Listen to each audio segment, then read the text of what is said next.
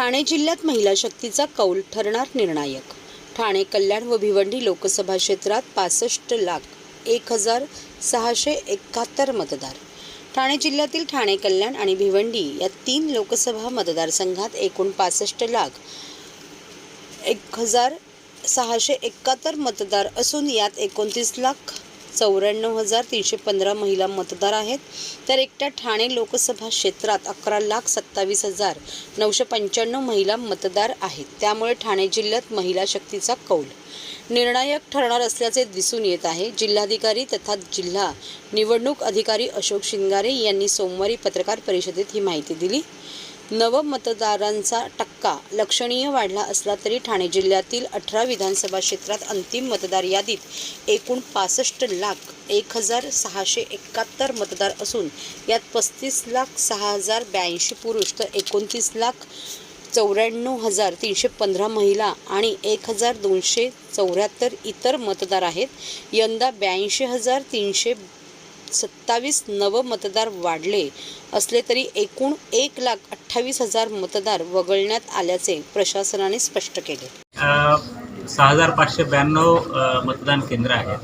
मात्र या सगळ्या मतदान केंद्रावर मागच्या निवडणुकीचा माहिती घेतली असता होणारं मतदानाचं प्रमाण किंवा टक्केवारी जी आहे ते कमी होते जिल्ह्यामध्ये, ही वाढावी याच्यासाठी स्वीपच्या माध्यमातून सगळ्या मतदान अधिकारी कर्मचाऱ्यांच्या मार्फत मतदार जागृतीचे कार्यक्रम आपण हाती घेतलेले आहोत।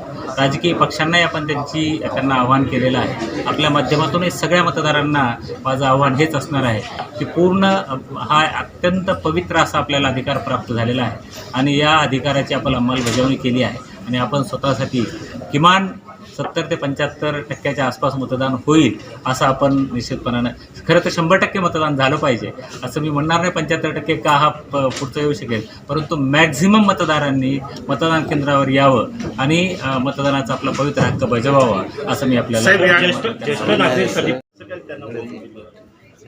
होम डिलिव्हरीची सुविधा यावेळेला, वोटिंगची सुविधा यावेळेला भारत निवडणूक आयोगानं केलेली आहे। त्याच्या संदर्भातले यथावकाश गाईडलाईन प्राप्तही झालेल्या आहेत। त्याची असेसमेंट केलं जाईल किती मतदार अशा वोटिंगचा लाभ घ्यायचा आहे आणि त्याप्रमाणे वोटिंगच्या टीम तयार करून त्यांच्याकडून होम वोटिंग। आमचा प्रश्न वेगळा होता आहे की नाही, असं काही हेल्पलाईन चालू आहे? वोटर हेल्पलाईन निश्चितपणानं चालू आहे।